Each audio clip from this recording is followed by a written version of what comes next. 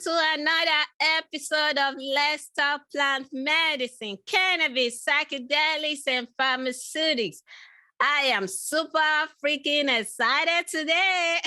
I know I say that every single episode, but this time around, I'm telling you guys, I got a goddess in the house. Yeah, I have a goddess in there. She is amazing. She is my superhero. All my nurses, I call them superhero. They go above and beyond for us. But before I introduce her, you guys know what's up. We got to do our good house cleaning. What is our good house cleaning? This show is for educational purpose and should not be taken as medical advice. Consult with your doctor for all your medical need.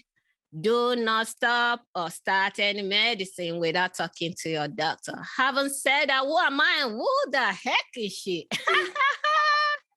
Yeah, I'm Dr. Lola, also known as Dr. O, a clinical pharmacist. I'm the founder of WCI Health.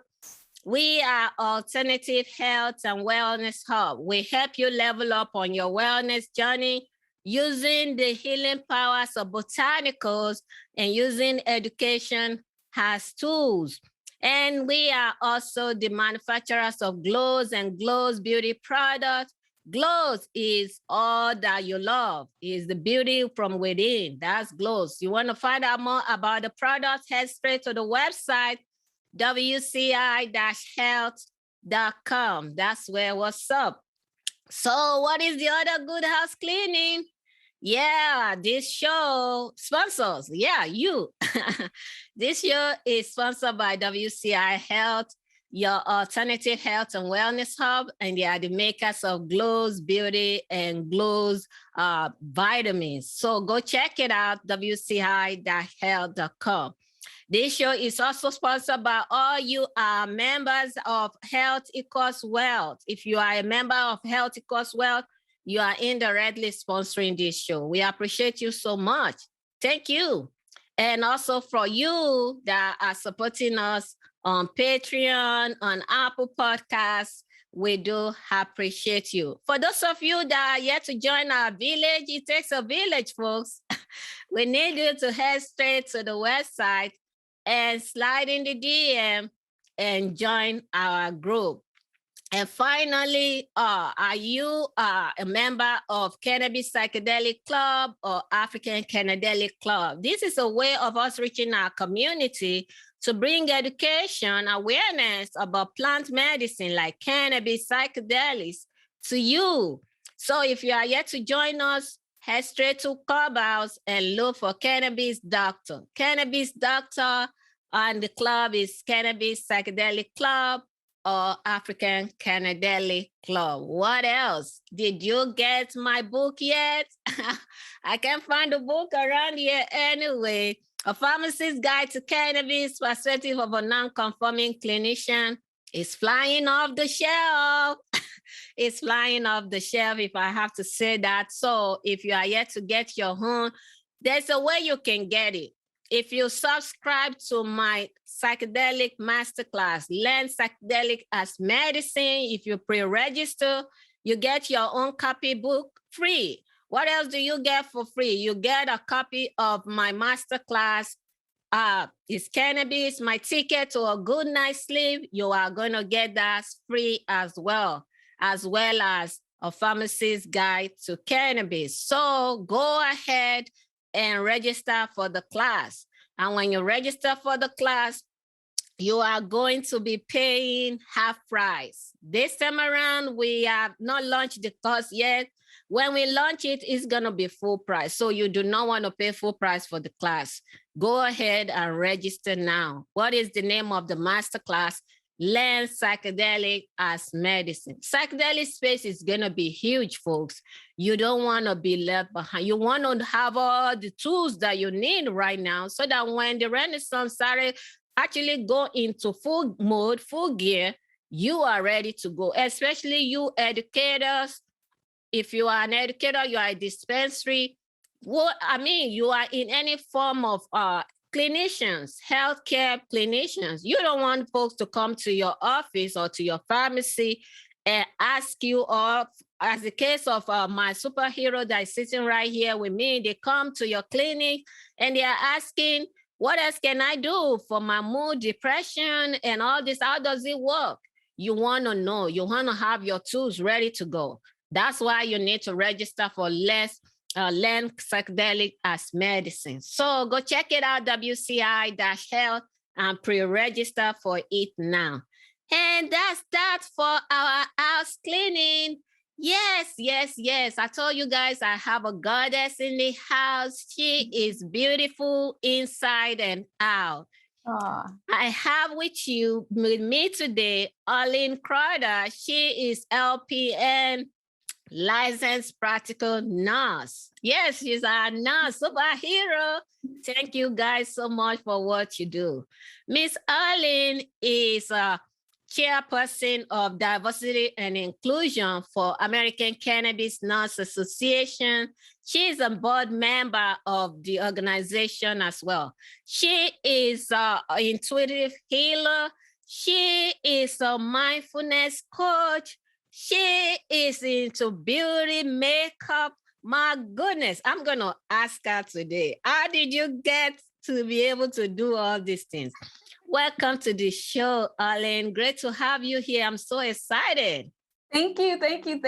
I am beyond excited to be here with you, Dr. O. To have this conversation. It has been, it's been an amazingly magical ass journey. And this is just, for me, it's one of those pivotal signposts along the way when we get to connect with each other and have these kinds of conversations. So it is a complete honor, honor to be here. I'm so excited, folks. And we're going to have Arleen's all our information, all our program. We're going to have it in the show notes, and I'm going to ask her at the end a whole bunch of cool stuff. Arleen, talk to me. Tell us about yourself and how you find yourself being a nurse, an intuitive healer. Talk to me. Oh, my goodness. So when it comes to nursing, I didn't really have a choice, Dr. O. So I come from a very long line of healers in my family. Awesome. I have a huge family, very big family, very traditional upbringing. And that is what we do. That's our family trade. That's our family industry, is healthcare and nursing. And so as youngsters, we grow up, we kind of have a joke. We say, we know we're going to be sent to the nursing boot camp. You don't have a choice about it. We appreciate you guys. I mean, it is great. We really do appreciate you, Mama. Yeah, thank you. So the elders, they know. They say, you're going to go to nursing school and then you'll figure out what you want to be when you grow up. And so I've always been a creative. I've always been, I tell you, and I'm going to tell a lot of my business here today. That's why you're here. Promote yourself. Sunday. Go for it, Mama. Yes. This is home. So it feels good to be home. I'll say that. It is home. So my family, very Christian, Seventh-day Adventist. Very traditional. And so my mom was raised very traditional Christian Seventh-day Adventist, but she was rebellious. She was the thinker in the family. I say she was the black sheep in the family. Okay. Oh, we love black sheep. Right? I get to be the rainbow sheep. But awesome. We love rainbow, whatever colors we come in. It's so good. Yes. So she was very rebellious, and she raised her children to just ask critical questions, just critical thinking. If something didn't seem right, if something didn't make sense, don't be afraid to raise your hand and respectfully say, yo, can you just give me a little more information about that? And so because of that, at a very early age, my mom introduced me to spiritualism, and she would not have called it that. She called it being spooky. I grew up spooky. That's what I'll say. So I got my first divination tools when I was a child. I got a Ouija board for Christmas when I was 8. And and my parents were both very psychic leaning. Even though, again, they would not have called it that. They would have said something else. But as I grew in the practice, now I'm the only of my siblings. I'm the second oldest of 4. I'm the only one of my siblings that kind of stuck with that occult science, hidden spirituality. Yeah. Indigenous spiritual systems. My mom is very, very, very into our indigenous roots. Yeah. Yes. And so it stuck with me. So once I decided that I was going to go to nursing school, because I did rebel, I will say that. When the elders told me you're going to go to nursing school, I said, no, the hell I'm not. I'm not going to do that. Because I'm a creative. I write music. I sing songs. I design clothing. I'm a makeup artist. You guys need to go to her IG profile. Man, those makeup, they are work of art. Thank you. Thank you. And so that is what I love. But as fate and my higher self would have it, I got pregnant with my son in my senior year of high school. And it was then that I realized that I needed to do something. I needed to create a strong foundation for myself and for my child, because what I knew was that my son would never know what it was like to go spend food stamps to get food. I did not want him to have that upbringing, that experience. That was a part of my childhood upbringing. And I knew that I did not want him to have that experience. And so I got real serious. Of me too.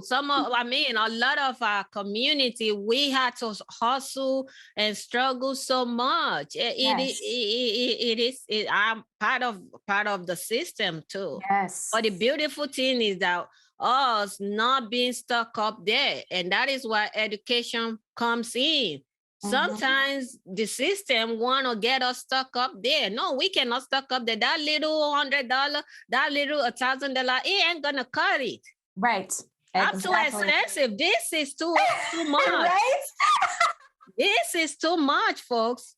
You better say it. $1,000 ain't gonna cut it. That's what we need to begin to advocate in our community. Absolutely. Yeah. When we need it to stand up, that's good. But when it's time to move on to the next level, because what does it do for you? It controls your life. Yes. I can't do that. Absolutely. Somebody got to know how much you have in your account. They got to know what underwear you are wearing. Seriously, though, what you eat, what you use the money to buy. No, that ain't finna work. Yes. And Dr. O, it's really powerful when we really, as in Black Indigenous women, start to really unpack that, and we can see how deeply ingrained. I definitely don't want to stay on this topic, but it is something that I think we need to begin to unpack, because we're teaching our children a certain kind of mentality, right? We're either giving them a wealth and abundance mentality. Like you said, I'm too luxury for that, right? I'll be that. I'll be too bougie for that, right? Or we're giving them poverty mentality. And so when I got pregnant with my son in high school, I had a team of aunts that was teaching me wealth, abundance, entrepreneurialism. This is how you're going to get yourself together. And then there was another team of aunties that was teaching me how to work the system. And that was 2 forms of mentality really going head to head against each other, right? I had aunts teaching me, when you have the baby, don't let them sign the birth certificate, because they don't need to know that you know who the daddy is. And then you can get more food stamps if you do this. And it was like, I had to respectfully decline those teachings and be very disciplined and move more towards, I know that I can create some resounding and lasting. And I'm gonna come in right quick, Queen. And there's nothing wrong with food stamps. Nothing. You know what I'm saying? Because because I want to quickly make sure I clarify that so that it wouldn't come across. That is not what you're saying. You even said you used it. I used it. I had my 3 sons when I was in college. I had William, then I went back to school. I was on food stamp, TANF, name it, I was on it. Then coupled with I had physical disability. So I was on Social Security as well. but it's a stepping stone. We should see it Yes. as a stepping stone to the next level. Absolutely. Because it's kind of like a bondage, kind of like a chain on our neck. If you allow it. Take this little food, and the next thing we know, we are stuck. Yes, we don't want to be stuck. Absolutely. And so I am a sponge when it comes to wisdom. And so I recognize that both sides were giving me something that I could work with, right? And so I'm always looking for the loopholes. I'm always looking for the fastest, easiest way to do what needs to be done. But ultimately for me, the goal, and I knew this at a very young age, was generational wealth. Absolutely. Right. So I needed to make enough. I needed to create something that brought in enough wealth for me, my child, but also my elders. Right. So that I could break those chains, those generational curses of the poverty mentality. And absolutely, I'm so glad you clarified that, because there is, work the system how you need to work the system. The thing is, don't let the system work you. That's what it's about. Yeah. That's what it's about. Correct. Right. Yeah. Yes. And so I'm grateful for that clarification. So I decided to go to nursing school right out of high school. I was a baby in nursing school with a baby. Okay. And it just, I drank the Kool-Aid. I was excited. I couldn't wait. I'm so proud to be a nurse. I'm so proud of my legacy. I'm proud to wear all white. I'm proud of, the respect that we receive as nurses. And I just knew I was going to get out and I was going to save the world. I was going to heal everybody. It was going to be amazing. The thing about it, though, so I had my rude awakening. The thing about it is now, and I think you may find this interesting as a pharmacist, when I started to work as a nurse, I had my brand new nurse bag full of all of my tools and the art of nursing and tips and tricks and all of the wisdom of the aunties. But I also had inside of me this uncanny knowing that there was something oddly off when it came to treatment of disease processes and the overuse of pharmaceuticals. Now, I was raised in a household with my mom. She refused to take any kind of pills. She just utterly refused. She would not do that. And even as I was in nursing school, I would try to study with her, oh, Mom, look at this class of drug. And this is what this does. And just to try and give her, my mom is not a nurse, by the way. So she's the only one of her sisters that's not in healthcare. And so she just had an aversion to it. And so I kind of just carried that with me as I began to work as a brand new baby nurse. And I started to realize, Dr. O, I ain't healing no damn body. I am not being paid to heal anyone. I barely have enough time to actually care for individuals under my care as a nurse. The only thing I was getting paid to do was just pass out pills. And I could see relatively healthy individuals coming for long-term care. Now, my nursing specialties before education and nursing informatics were long-term skilled therapy, rehabilitation, and hospice. Yeah. So I was able to see relatively healthy people come into long-term care and then a decline in them as they were being prescribed another pill to treat another side effect. Another pill. Yeah, and then the opioids. And there was just something in me that knew that I was meant to do something different. And so I had almost a big fight with the aunts, the elders, because again, my trajectory was set for me. You're going to go to nurse, you're going to become an LPN, you're going to go back, get your RN, and then you're going to go back and get your bachelor's, and then you're going to go back. And at this time, I should have a PhD right now. I know. It was set. And I had to respectfully decline that plan over my life to the aunts. And I had to say, I really think there's something about plant-based medicine. I really think there's something about mushrooms. I really think there's something about natural healing. I really think there's something about Reiki energy, and there's something here with holistic health that I really feel called to study. And I was highly discouraged. They were like, "Oh no, there's no Don't go future there. in that." No. No, I mean, at such a young age, can you imagine how many kids, how many young women at that age is thinking of Ricky, is thinking of shroom? That is just your roots calling onto you. Yes. Yes. And that is what it felt like. It's exactly what it felt like. And so two things happened for me simultaneously. I had, and this was back in 2012. They say in 2012, December 21st, 2012, the world came to an end. It was like a great awakening, the end of the Mayan calendar. And in certain ways, it kind of was. There was an awakening that happened and I'll just speak for myself, where I understood that I was being called.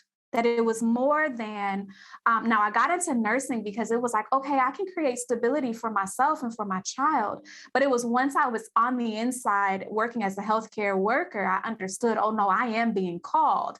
And I'm being called in a different kind of way than any of my colleagues would be able to understand, honestly, or recognize. And so I had to kind of have some balls, ovaries.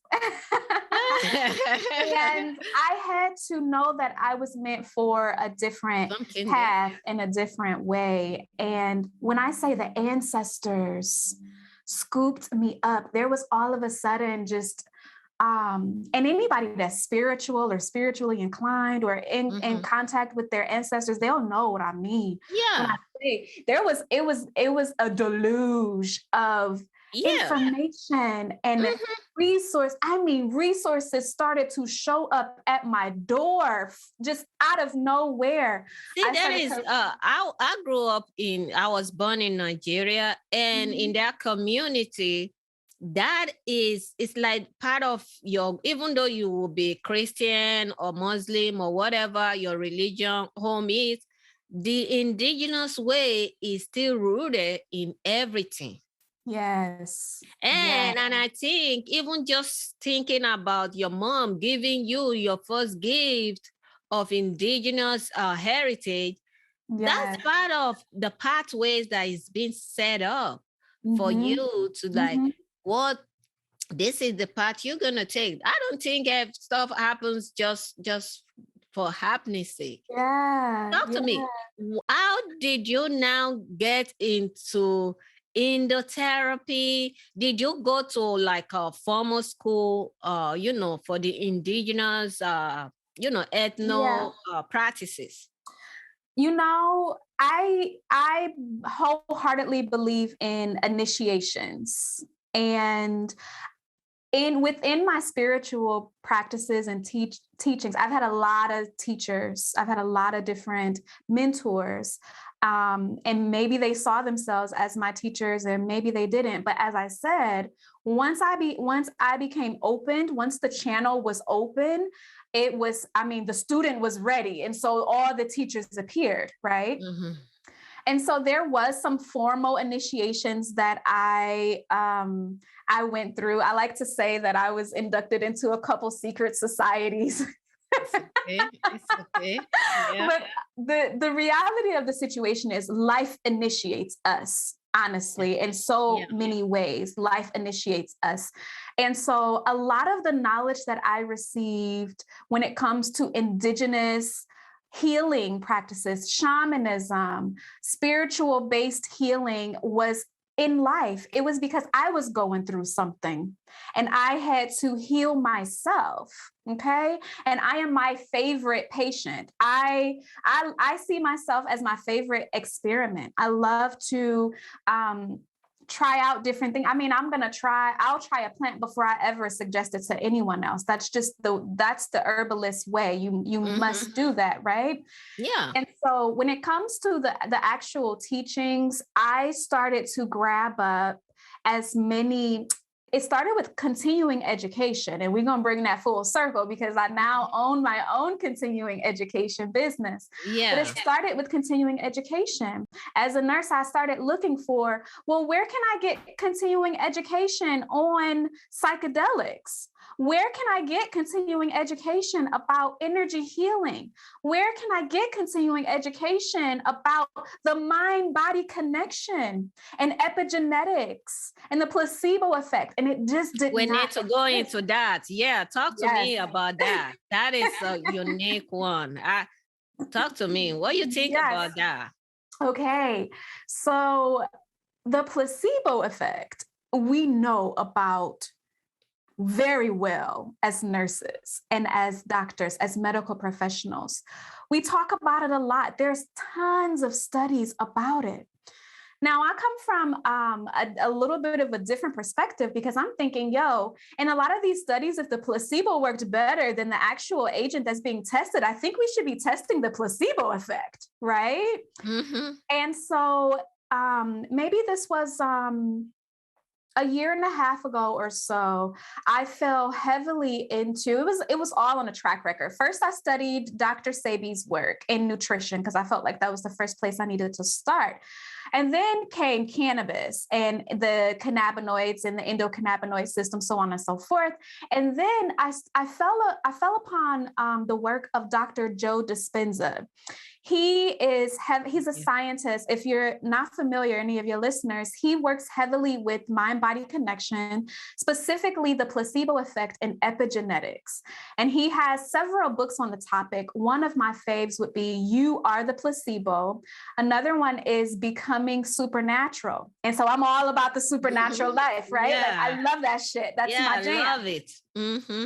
And so what I really loved about Dr. Joe Dispenza's work was the fact that he was making a profound and scientific evidence-based connection with the mind-body, what some people would consider frou-frou. It's just, it's all in your head, fine. But he was able to study it and really apply data and measure this connection with the mind-body connection. And so I'm not sure if he coined it or if someone else did, but epigenetics, I think it was one of his teachers, actually. He talks about it in one of his books, but epigenetics is the study of so we think about our genetics, and so many times we speak to our patients and to even family members about the fact that something just runs in the family, right? You got somebody in my family, I'll speak for my family. One of the things that got me heavily into cannabis was the fact that cannabis is one of the greatest, has a lot of cures when it comes to cancer. Yeah. Cancer is the number one thing that my family members die from. And so in my family, we say things, and this goes back to that mentality that we teach our kids, the culture. Cancer runs in the family. And so at the same time, the buck stops here. Yes.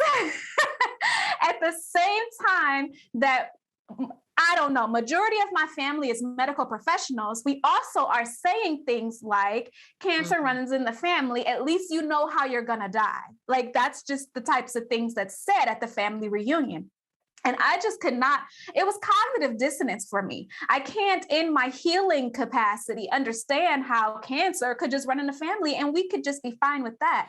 And let me come in record. For me, I so much believe in confession being possession. Oof. I so much believe so strongly about that. I'm so conscious of what I speak because there's power in our tongue. Yes. The powers of life and death is in our tongue. Yes. And sometimes when we say this thing, on the day of the ACNA conference, Sherry came to me and said, because I felt like I wasn't ready. I'm never ready. Then I know, right? She said, you're going to be fine. I said, you know what? This is what I tell myself when I wake up. My tongue is like the pen of a ready writer.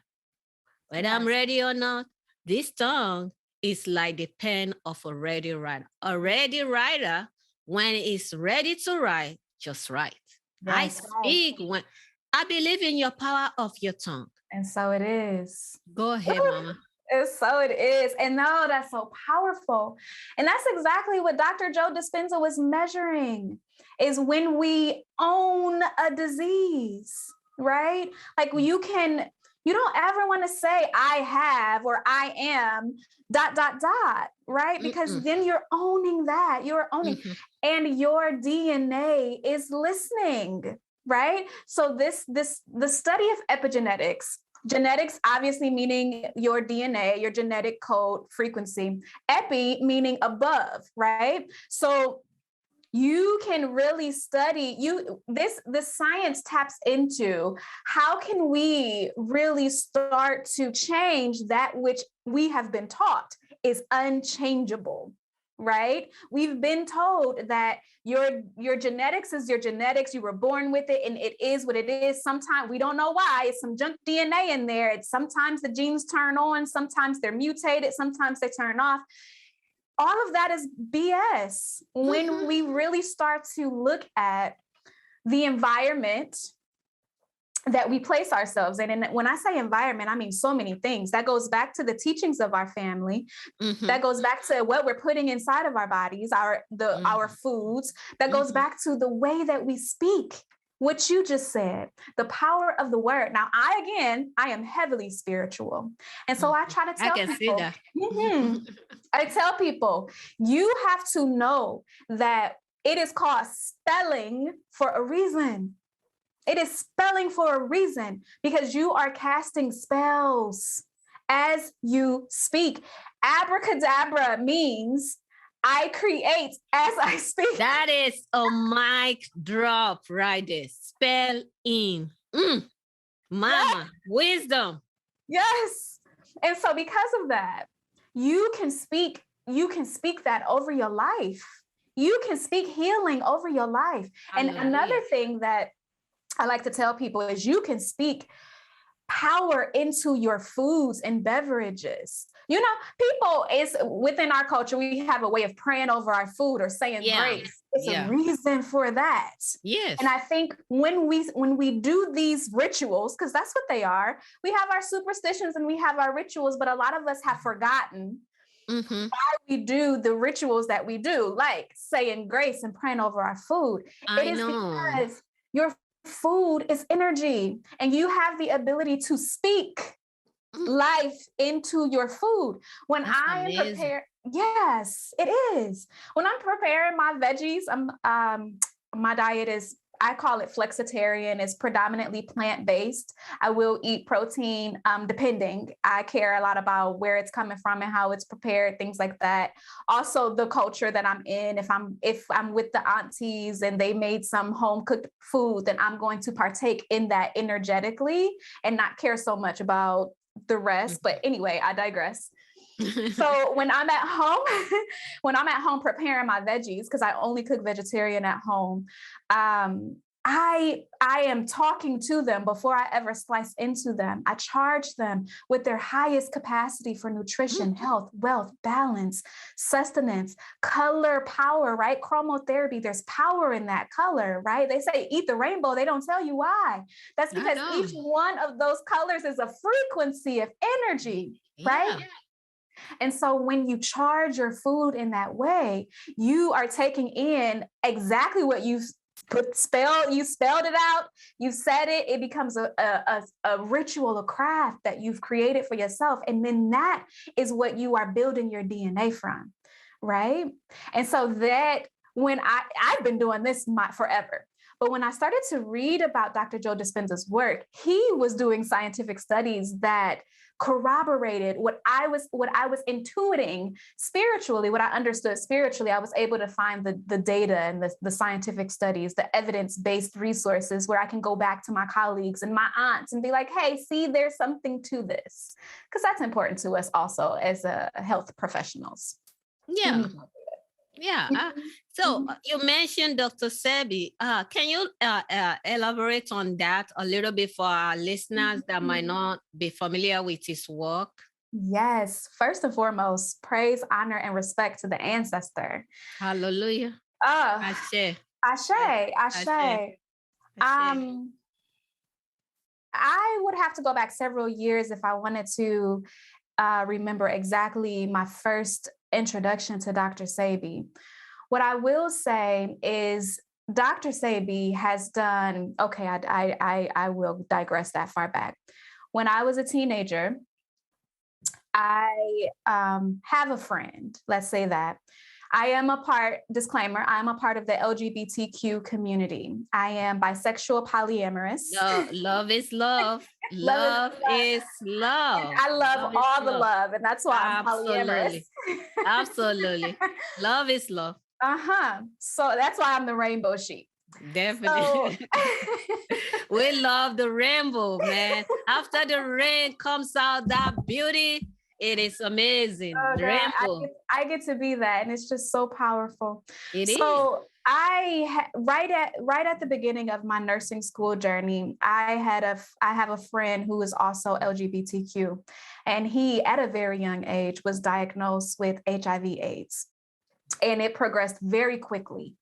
I mean, it really progressed really fast, and it got to the point where he was in the hospital, not doing well at all. And his doctors was preparing his mom and encouraging her to go ahead and make funeral arrangements.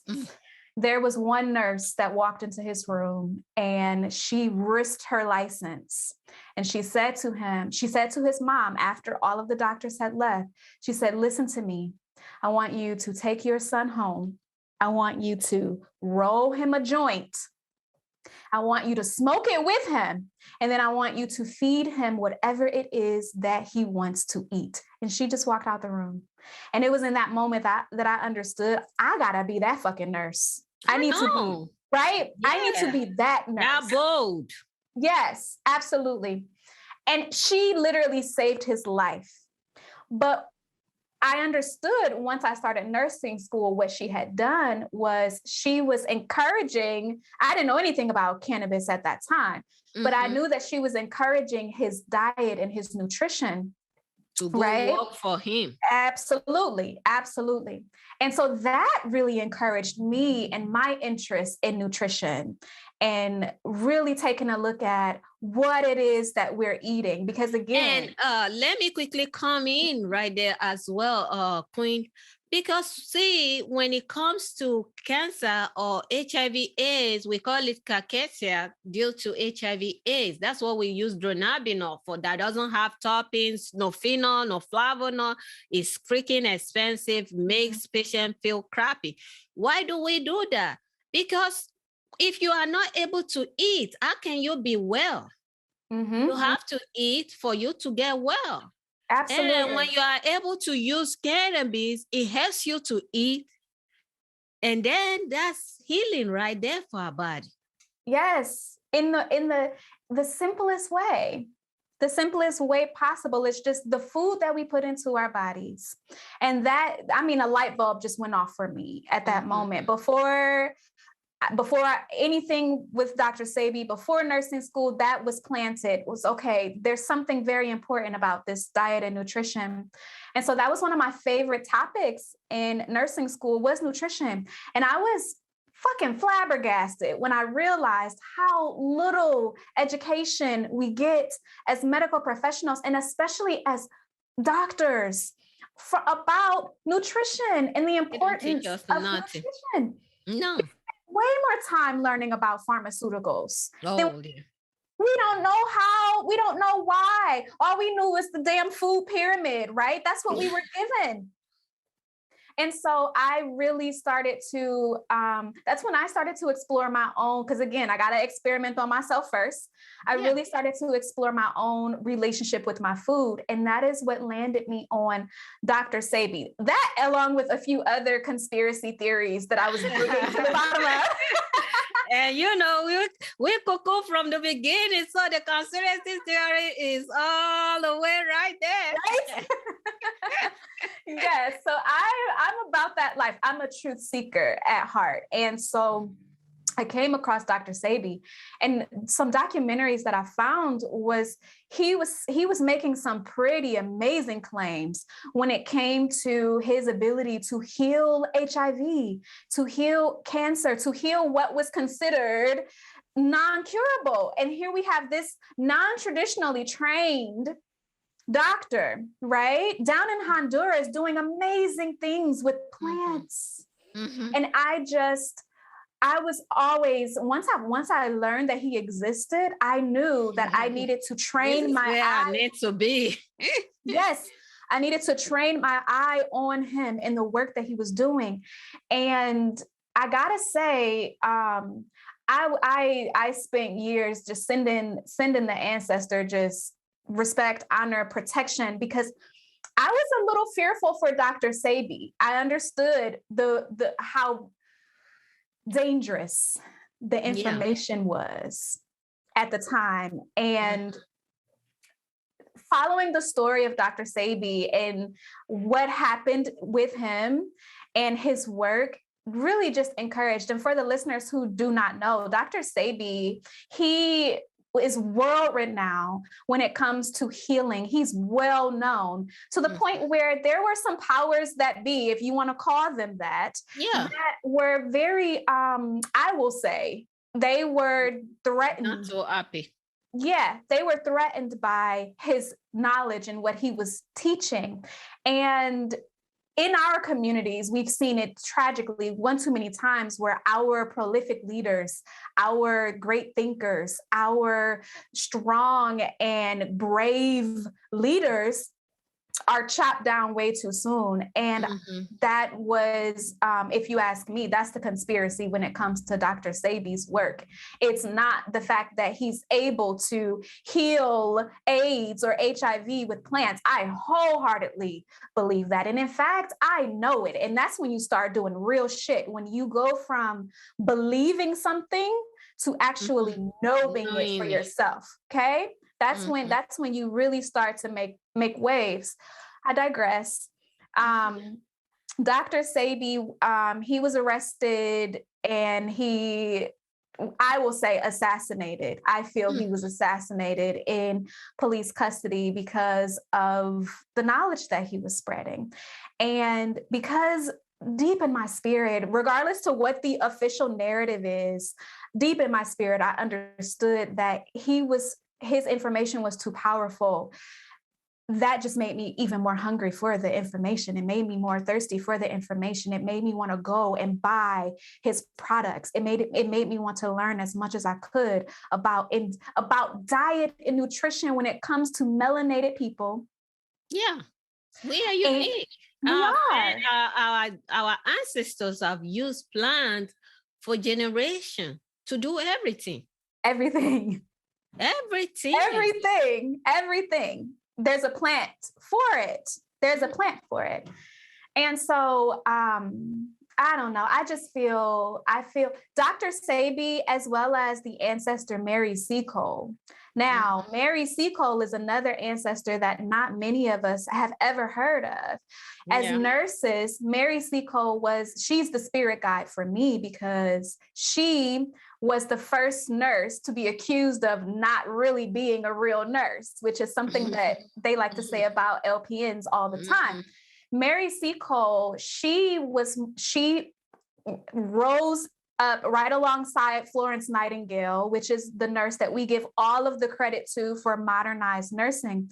However, Mary Seacole, she was a Creole Jamaican woman who she went and established hospitals and hotels and inns over in the Crimean War alongside Florence Nightingale. They actually have statues of Mary Seacole there. But as a Black Indigenous woman, I had to seek out these. When I say Mary Seacole came to me, she found me because she understood that I am that strong leader.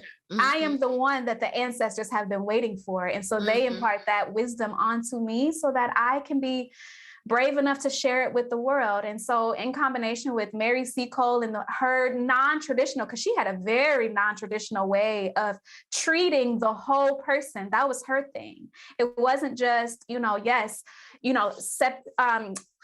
sterile technique is important. Cleanliness is important. Dressing wounds appropriately is important. Pharmaceuticals is important. Sure, all of that is important. But what about treating the whole person? How about we see people as whole people and not just a disease or a wound that we're treating? And so she really imparted that wisdom, and her and Dr. Sebi are just the spirit guides. I'm really, really excited to see. I hope that it still comes out, the documentary that Dr. Sebi was working on. I know that it was taken up by, again, shout out to the ancestor, Nipsey Hussle took up the work to continue Dr. Sebi's, the Dr. Sebi documentary. And now Nick Cannon is working on further in that research as well. Hopefully he stays with us for a while. Talk to me, Queen. Talk to me about your journey so far as a cannabis nurse. Okay, so that part of it. Yes, so cannabis. That is a taboo right there. Especially somebody like you that has been working with it for so long. Yes, it is. It has not been. It has not been easy. That's what I'll say. There's a lot of stigma attached to the cannabis plant in particular. And so I am grateful that I started with the cannabis plant, because I see how she is now opening the door for me to study other mushrooms and psychedelics and so on and so forth. But it had to start with the cannabis plant. And so I like to say I didn't choose the dope game. The dope game chose me. Really, the dope nurse in the house. Dope nurse. But it really started at home. It started with my parents. And again, well before I ever knew that this would be my path, I understood that my parents, they desensitized us to cannabis at an early age. They made sure that we didn't have any preconceived notions or any, questions. They encouraged us to come to them and ask questions if we were curious about it. My parents even encouraged us, if you want to try weed for the first time, you come home first. I don't want you out in the streets experimenting with who knows what they put in there. You come here first. And I never took my parents up on that offer, because I felt like they exposed me to enough that I was no longer curious about it. I didn't feel like I needed to go and experiment with weed and so on and so forth. Yeah, I did. I was a product of that dare to keep your kids off drugs generation. I grew up in the 80s and the 90s. So I grew up in the middle of the crack epidemic. And so when it came to weed, when it came to drugs in general, I was a little jaded. I didn't like it in the communities. However, what I will say is the dope man was my first example of the entrepreneurial spirit. And my parents were my first examples of the healing power of cannabis. I didn't have to understand what the weed was doing. All I needed to know was that my dad was calmer at the end of the workday, or now was a better time to ask for what I wanted as a child, because the air smelled funny and I knew they were burning incense. What was up, right? So fast forward, once I stepped away from bedside nursing, I got so jaded in my nursing career that I had to fully pull back. I even considered getting rid of my nursing license for a long time, because I knew that in order to do the work that I wanted to do, or that I was being called to do, that it was going to be difficult for me to do that as a nurse, as a licensed professional. And so I was willing to sacrifice that if I needed to, if it meant getting the education and doing the work that I needed to do. Luckily, I didn't have to do that. But so I started studying herbalism, and a tenet of herbalism is, now this is, right as I'm studying Dr. Sebi and his work and so on, one of the tenets of herbalism that I learned early on is all you need to do is master one plant. If you can master one plant, you can master all plants, okay? Partner with the plant, speak to the plant, open up and ask the plant to teach you what it wants to teach you. And so cannabis has always been a part of my culture. It's been in the music, it's been in my home. It's, my lovers, they are all cannabis enthusiasts. Yeah. I am a little THC sensitive, so I'm not huge on it myself. My husband has used it for so long. Yes. I mean, you saw him at the conference. I did. And that's for so long. that's what happened with me. My wife, she is I think she thinks that she's like Bob Marley reincarnated or something. I don't know. But she's a huge cannabis advocate and fan and enthusiast. And so back in 2015, Ohio, the state of Ohio we were working on an adult use program, and there was a lot of political fanfare. There was a lot of back and forth. The bill wound up getting cut down, but it was in that time that I realized, oh, this is going to happen. We got so close to legalizing adult use in Ohio years before it actually happened. And that's when the wheels started to turn for me, that I needed to, I needed to get ready, right? And so we wound up legalizing medical cannabis here in Ohio in 2016. And that is when I started to just learn every single thing that I could. I bought every resource. I began writing curriculum for cannabis colleges that were springing up all over the place. I leveraged, and this is important to my listeners, leveraged my nursing experience. Yes. Okay. If you have experience already, and I don't care if you're a medical professional or anything else, when you leverage that knowledge and experience you have and you put cannabis in front of it, it automatically makes you an industry leader. Okay. I agree with you. And that's what I tell friends. I said right now, the way they're going to separate the boys from the men is that experience, that leveraging tools that you just mentioned. Because everybody is saying, okay, I'm a cannabis educator because you smoke cannabis. Right. I am gonna cut it. Right. This is medicine. You get what I'm saying? Folks, with the lies that has been spread about this plant, folks are gonna want to see the science that makes it a medicine. Yes. Do you have the background to be able to sit down and use that leverage to explain it in a layman term for folks? That's what's going to, and I'm not dissing the OGs and the, there's a part that everybody have to play. But in the next phase of where we are going, you're going to need to be able to explain that. And part of how you do that is that leveraging tool you just mentioned. Exactly. And that is why I created my cannabis or my NTR comprehensive in onedopenurse.com. Yeah, talk to us about all that, your programs, your courses. We want to hear you. Our audience would love to know more about that. As I told you before, I was hard pressed to find this information. I mean, this is years and years of research and finding information where I could find it. And this is not just, you're not going to get this information just Googling it, like get that out your head, right? No, this is high level science behind this. And it's, I mean, when I learned the science of just the endocannabinoid system, I was blown away.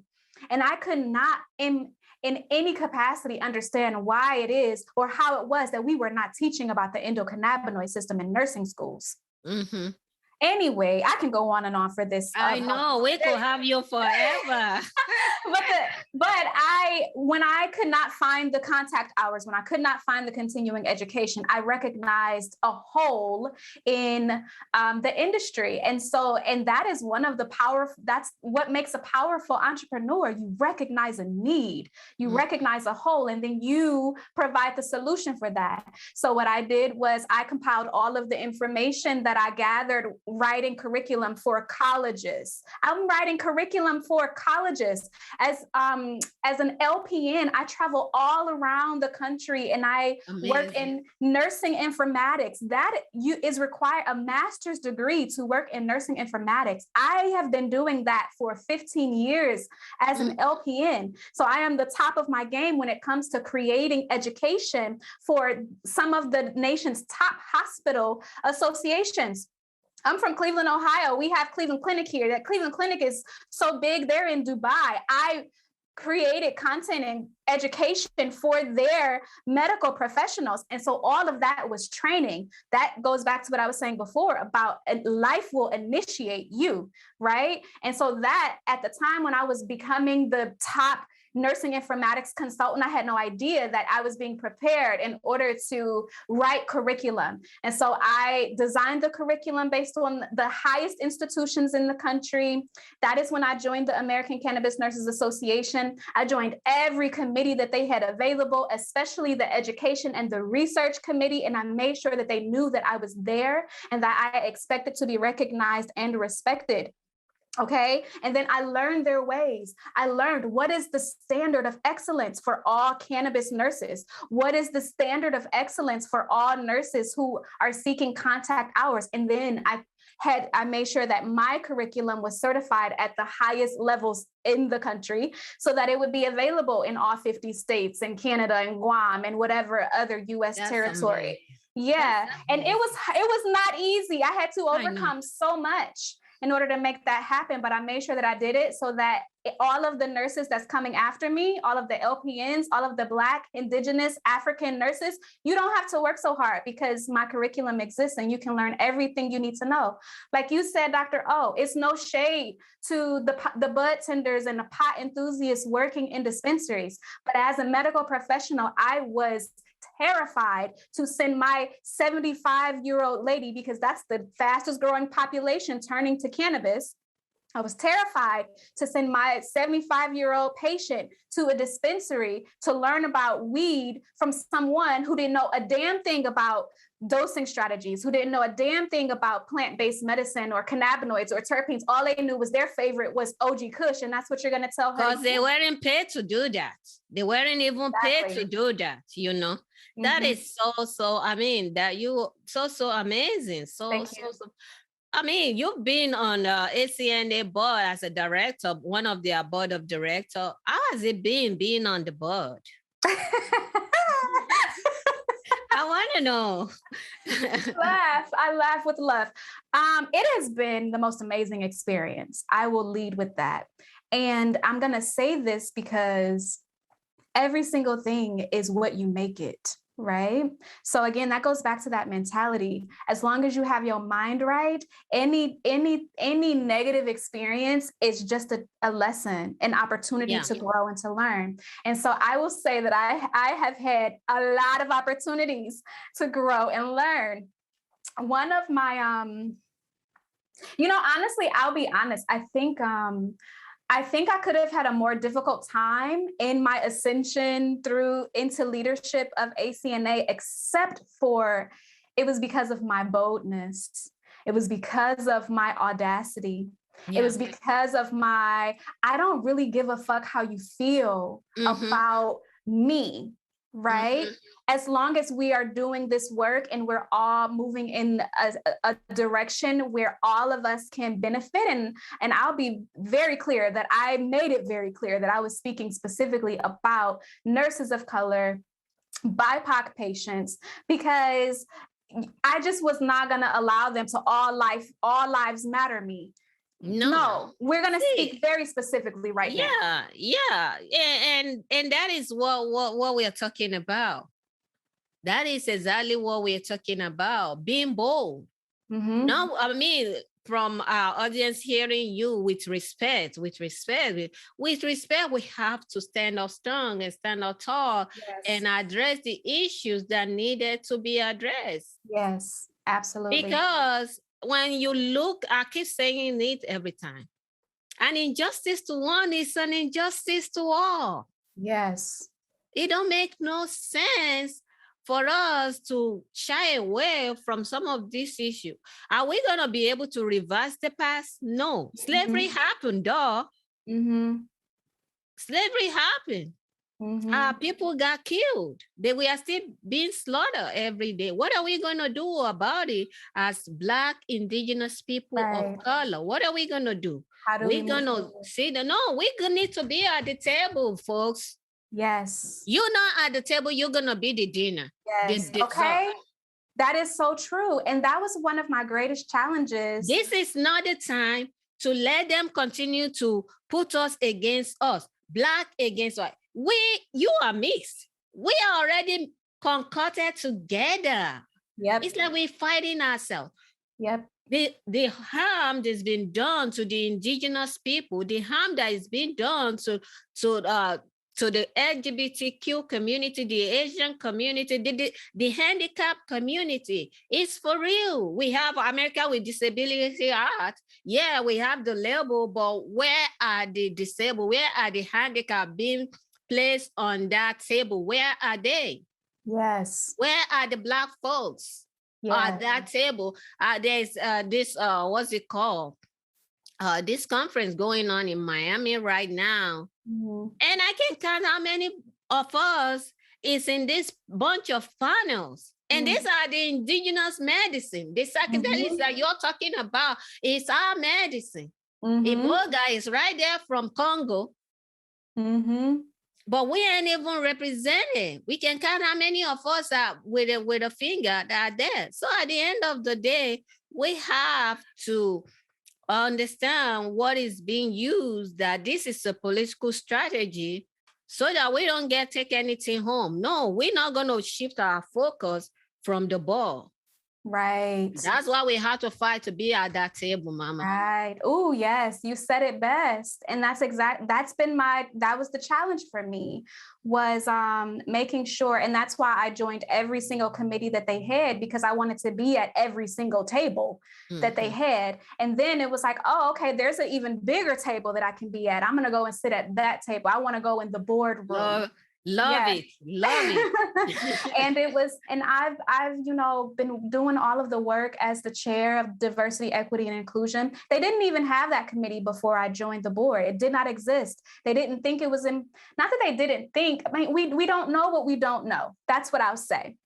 However, with that being said, there was not such a great need to form a committee for diversity, equity, inclusion. And now I add anti-racism before I joined the board. But it was because I was in their faces every day, all day, making sure that you're not going to ignore us. You're not going to ignore us. And I say, Dr. O, I'm so proud. Like, I'm proud of you, girl, Mama. Okay, I'm proud of you. Thank you. And you have done amazing work. You have done so much for our community. It just doesn't, it's great. I mean, for you, as young as you are, to be able to develop all this. Informatics is the most difficult part of education. I did not like it in pharmacy school. Yeah. I just didn't want to deal with it. Yeah. I was just glad to be out of that class and keep it moving. And for you to solely do all these things and still fighting for our community is commendable. I am really, really proud of what you're doing. Thank you. And that is why I do it. I show up to these conferences and I just keep showing up. I just won't allow myself to be silenced. And that's a big part of it. And there has been, within the association, I speak very candidly about some of the racism that I've received. I am very honest about, again, I told you, there was a fight for BIPOC speakers at the conference. There was behind the scenes, shit gets real. I'm just going to say it. It does. And I had to really put my body on the line, put my license on the line in order to do this work, whether I was recognized for it or not, right? Because whether anybody ever knew my name, I understood that I had laid the foundation. I'm just going to go off and pull out my tarot cards and play in makeup and do photo shoots and go on with my life. And those are beautiful. We got to bring you back, Queen. We got to bring you back. I would love to. We got to bring you back because we can't even cover everything. and I'm going to ask you 2 more questions before I let you go today. We got to have a sequel with this one. One is that going through all this process, I mean, an average person will be intimidated. I will be intimidated. Yeah. How have you been able to deal with imposter syndrome? I know our folks will want, especially BIPOC community, LGBTQ community. There's still a lot of our brothers and sisters still there. They're not able to live their full potential because of fear. How have you been able to handle that part that says, no, you are not enough? That was my number one challenge.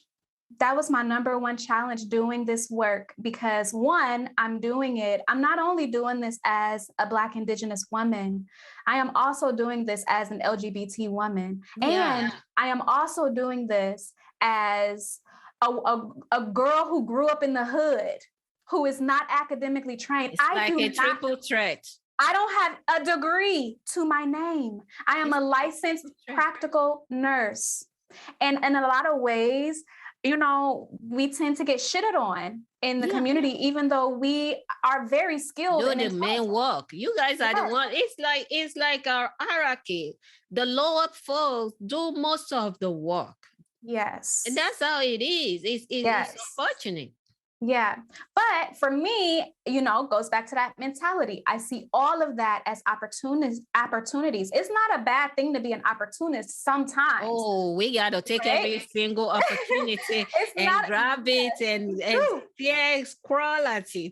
You do. And so when it comes to the imposter syndrome, I will say I went through every emotion, and I still do. Go through, it's a daily thing for me. I'll let you know, daily meditation is a huge part of my mental health and wellness. Yoga is a huge part of my practice. I also pole dance. That's my physical fitness. I find ways to really honor myself. And a lot of that happens in my artistic creations and my portfolio work as a makeup artist and as a model. And I've been excelling in those areas for decades. So if I knew that I could do those things, I was able to carry that same level of confidence into the boardroom, into the conference, into whatever public speaking opportunity I may have. And a lot of that is really the way that I dress. People make comments all the time like, oh my gosh, she's so pretty. And some people might even think it's superficial, but what they don't know is that is my armor. When I get dressed for the day, I do my makeup for the day, I put my clothes on for the day. Yes, I look fabulous, but that is my armor. It is how I'm able to stay confident within myself, because every day is a battle with imposter syndrome. A lot of the times, listeners, you must feel the fear and do it anyway. I've trained myself to run in the direction of the thing that I'm most afraid to do. This is nervous as hell to come on this podcast with you, but I knew for a fact that because that is exactly what I needed to do. Okay. When it comes to just holding yourself up, having the audacity to say, yo, this is my lived experience. I don't care what your data says. My lived experience is important, and I have a voice and I have a right to exist and to share my story. It's really important, honestly. And I mean, it's just, I feel that's one of the greatest things, especially in the cannabis industry, that we have to overcome, is that imposter syndrome. Know that this is our science. Know that indigenous plants is our culture. Know that cannabis in particular belongs. This is our culture. This is our stuff. It's our herbalists, our botanists, our entrepreneurs sitting in jail. That's our people. That is a huge, huge wealth of knowledge that we can draw from and be proud of. And getting over that stigma is huge. Thank you so much, Mama. Thank you, Queen. I told you guys we brought in a goddess.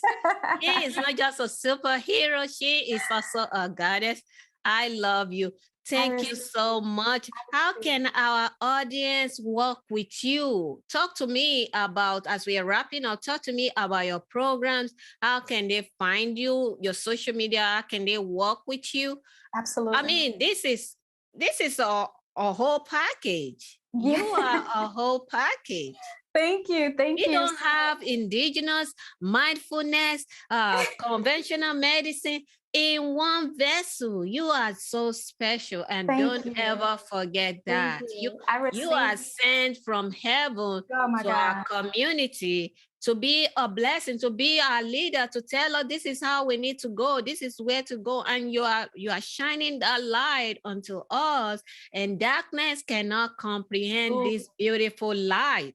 Wow, that's Talk to us. How can folks work with you? Because folks gonna want to work with you.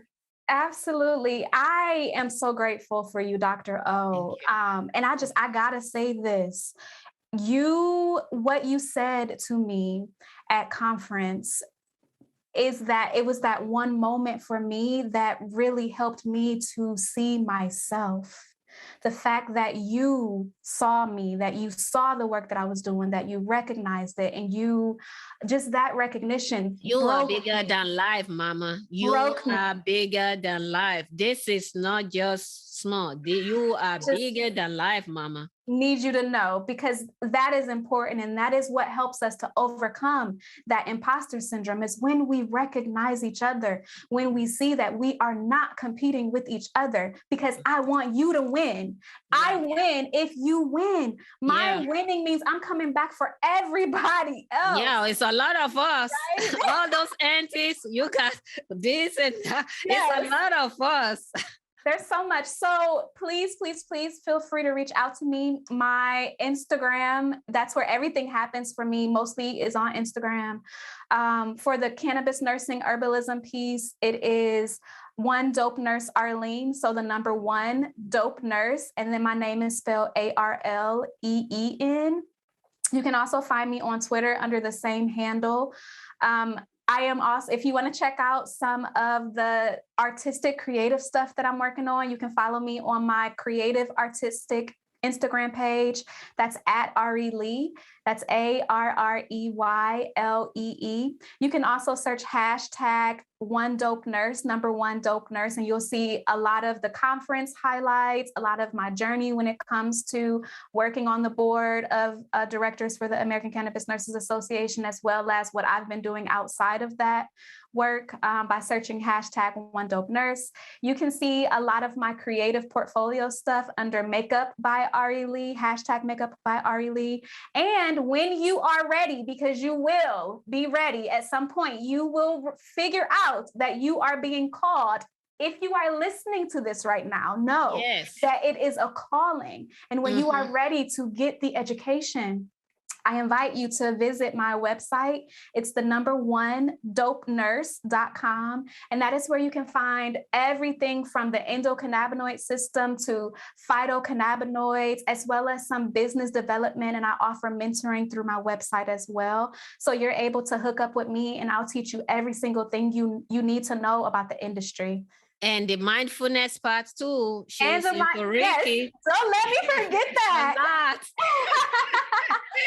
If you want to really start to take the journey, because first of all, I need you to understand that no one is ever going to heal you. No doctor is going to heal you. No nurse is going to heal you. No Dr. Sebi documentary is going to heal you. You must heal yourself.